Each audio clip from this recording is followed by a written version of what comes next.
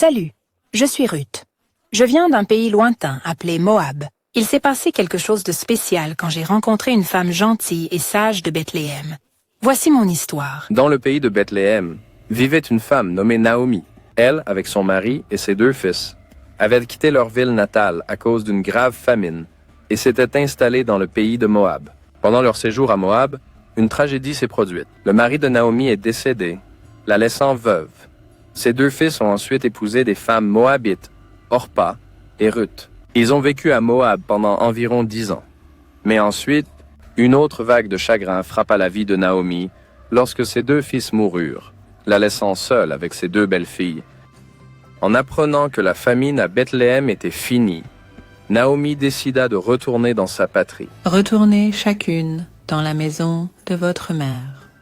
Que le Seigneur vous montre autant de bonté que vous en avez montré à vos défunts maris et à moi. Que le Seigneur vous accorde, à chacune, de trouver le repos dans la maison d'un autre Puis mari. elle les a embrassés pour leur dire au revoir.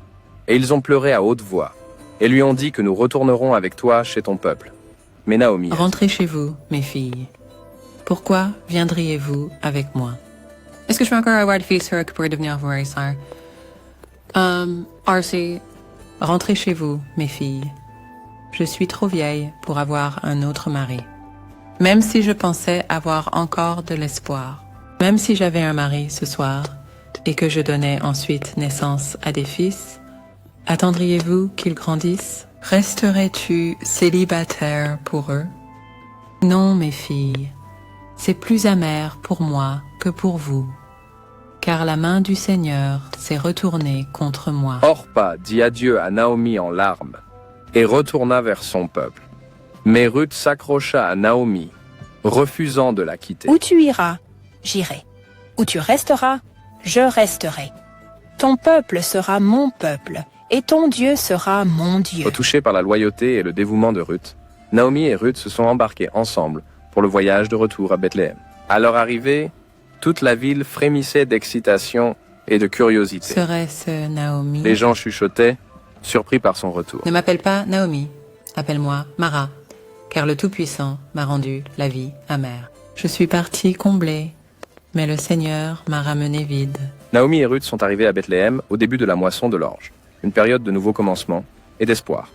Dans le pays de Bethléem, il y avait un homme nommé Boaz, qui est un parent du défunt mari de Naomi, Elimelech. Un jour, Ruth dit à Naomi, Laisse-moi aller au champ et ramasser les épis restants derrière quiconque me trouvera favorable. Vas-y, ma fille. Alors Ruth est allée dans les champs pour ramasser des épis derrière les moissonneurs. Il se trouve qu'elle travaillait dans un champ appartenant à Boaz, qui était de la clan d'Elimelech, le mari défunt de Naomi.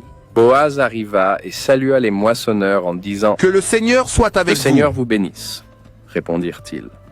Boaz demanda ensuite à son À contremaître, qui appartient cette jeune femme? Elle est la Moabite qui est revenue de Moab avec Naomi.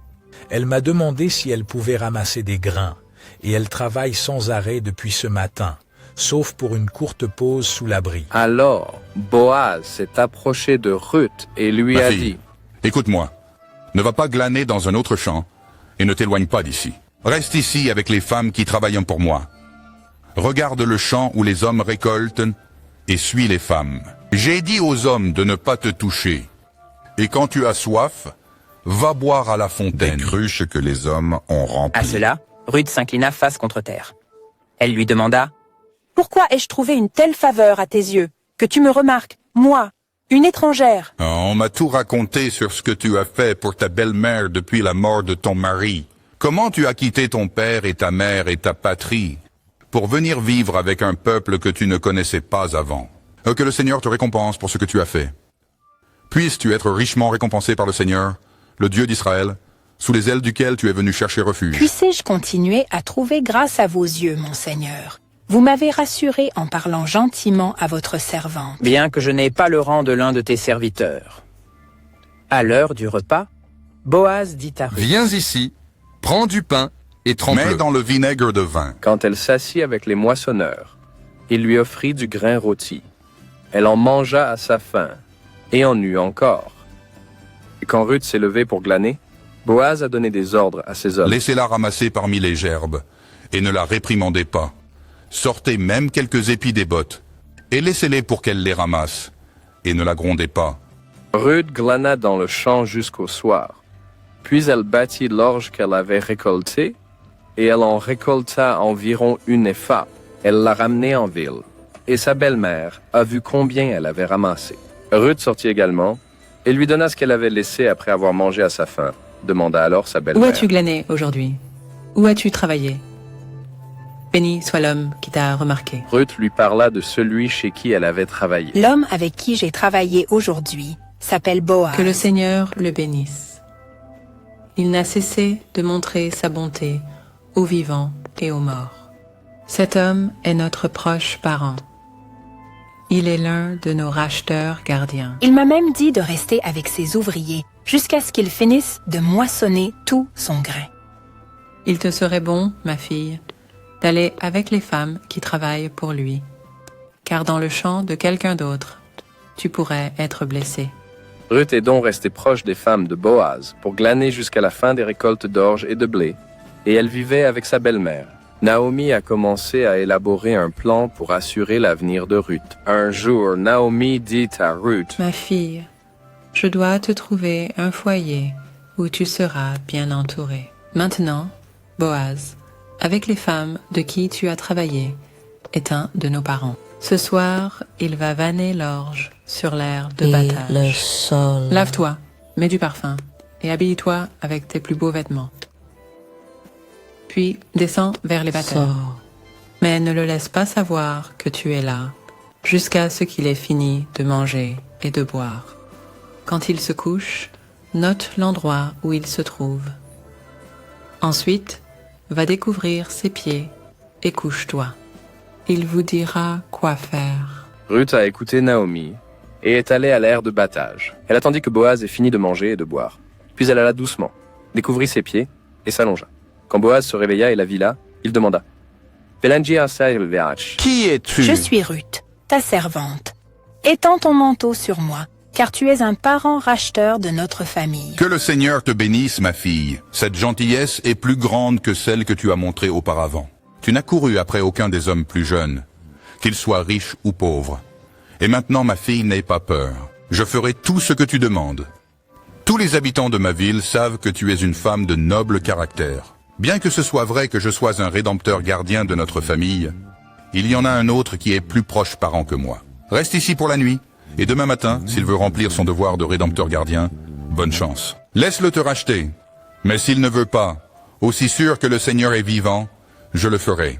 Reste ici jusqu'au matin. Boaz a donc dit à Ruth de rester avec lui cette nuit-là, et le matin, il est allé à la porte de la ville pour rencontrer l'autre parent. Quand le Rédempteur est passé, Boaz l'a interpellé, a rassemblé 10 des anciens de la ville, et leur a dit « Naomi, qui est revenue de Moab, vend le terrain qui appartenait à notre parent Elimelech. Je pensais devoir porter l'affaire à votre attention et vous proposer de l'acheter en présence de ses témoins. Je ne peux pas le racheter, car je pourrais mettre en danger mon propre domaine. » Il a dit cela après avoir appris qu'il devrait également épouser Ruth. Boaz a ensuite dit aux anciens et à toutes les personnes présentes, Vous êtes témoins aujourd'hui que j'ai acheté à Naomi toutes les propriétés de Elimelech, Kilian et Mollusque. J'ai aussi pris pour femme Ruth, la Moabite, la veuve de Malon, afin de maintenir le nom du défunt avec ses biens, pour que son nom ne disparaisse pas de sa famille ou de sa ville natale. Aujourd'hui, vous êtes témoins. Nous sommes témoins. Que le Seigneur fasse de la femme qui entre dans ta maison comme Rachel et Léa, qui ensemble ont construit la famille d'Israël. Que tu jouisses de renommée à Ephrata, et que tu sois célèbre à Bethléem. Que ta famille, grâce à la descendance que le Seigneur te donne par cette jeune femme, soit comme celle de Pérez que Tamar a enfantée à Juda. Alors Bouz prit Ruth, et elle devint sa femme. Le Seigneur l'a bénie, et elle a donné naissance à un fils. La femme dit à Naomi, Béni soit le Seigneur qui, aujourd'hui, ne vous a pas laissé sans racheteur, qu'il devienne célèbre dans tout Israël. Il renouera ta vie et te soutiendra dans ta vieillesse, car ta belle-fille qui t'aime et qui t'est meilleure que 7 fils, l'a enfanté. Naomi a pris l'enfant dans ses bras et s'est occupée de lui.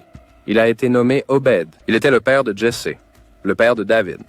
Ainsi, l'union de Ruth et Boaz aboutit à la naissance d'Obed, qui deviendrait le grand-père du roi David, un ancêtre direct de Jésus-Christ.